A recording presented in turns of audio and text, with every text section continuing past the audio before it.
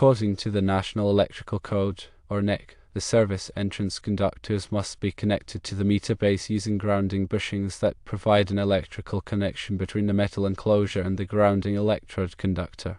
The grounding electrode conductor is typically a bare copper wire that connects the meter base to the grounding electrodes.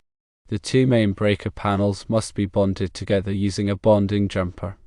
The bonding jumper must be connected to the neutral bus in one of the panels and the grounding bus in the other panel.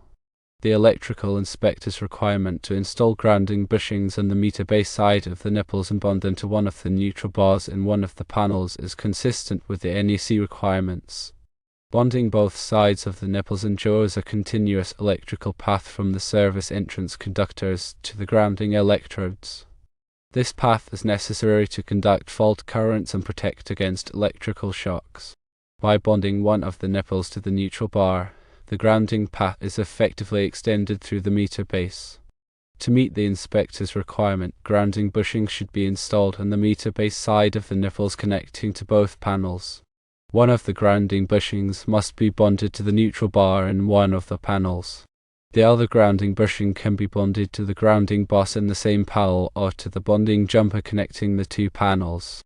Firstly, ensure that all grounding bushings are properly tightened and make good electrical contact with the metal enclosures. Secondly, use antioxidant paste on all bonding connections to prevent corrosion. Thirdly, verify that the grounding electrode conductor is properly sized and connected to the grounding electrodes as specified in the NEC.